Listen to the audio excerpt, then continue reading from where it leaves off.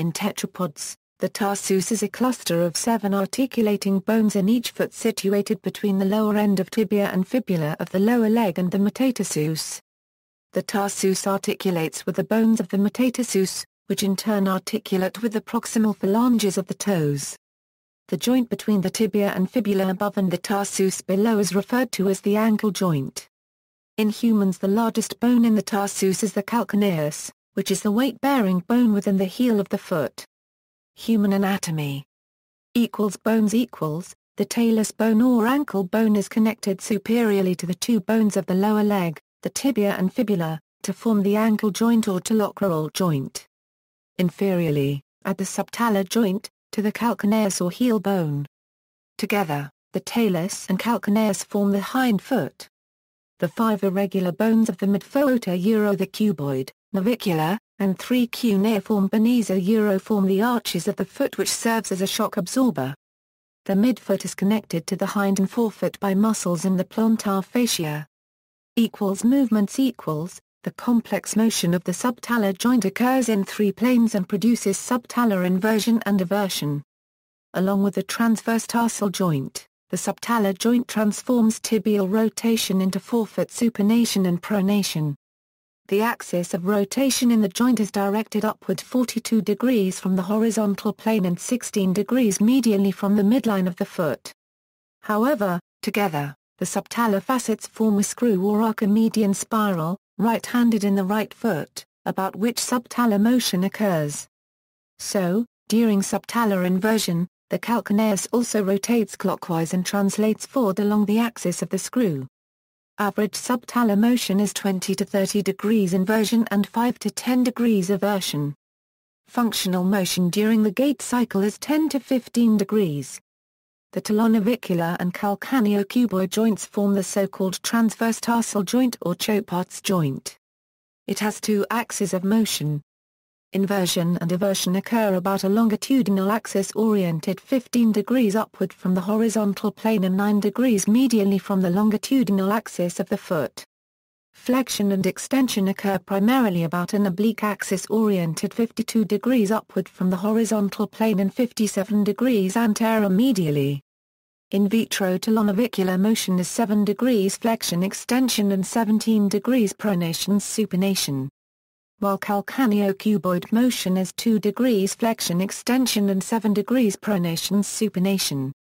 The motions of the subtalar and transverse talar joints interact to make the foot either flexible or rigid. With the subtalar joint in eversion, the 2 joints of the transverse joint are parallel, which make movements in this joint possible. With the subtalar joint in inversion, the axes of the transverse joint are convergent, movements in this joint are thus locked and the midfoot rigid. In other animals, in primitive tetrapods, such as trematops, the tarsus consists of 3 rows of bones. There are 3 proximal tarsals, the tibial, intermedium, and fibulaire, named for their points of articulation with the bones of the lower limb.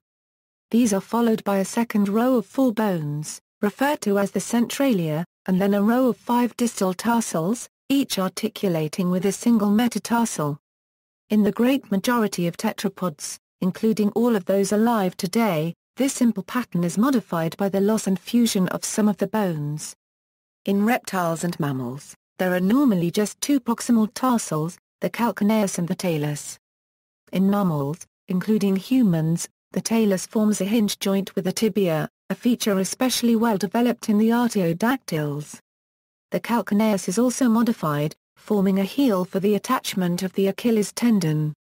Neither of these adaptations is found in reptiles, which have a relatively simple structure to both bones. The 5th distal tarsal disappears relatively early in evolution, with the remainder becoming the cuneiform and cuboid bones. Reptiles usually retain 2 centralia, while mammals typically have only 1. In birds, the tarsus has disappeared, with the proximal tarsals having fused with the tibia, the centralia having disappeared, and the distal bones having fused with the metatarsals to form a single tarsus bone, effectively giving the leg a 3rd segment. Additional images. See also, arches of the foot, carpus, cuboid syndrome, tarsal tunnel syndrome. Notes References: Nordin, Margotha. Frankel, Victor Hirsch. Basic Biomechanics of the Musculoskeletal System. Lippincott Williams and Wilkins. ISBN 0-683-30247-7. Anatomy of the Foot and Ankle. Podiatry Channel. Retrieved August 2009. Romer, Alfred Sherwood. Parsons, Thomas S. The Vertebrate Body. Philadelphia, Pennsylvania, Holt Saunders International, pages 205-208. ISBN 0-03-910284-X.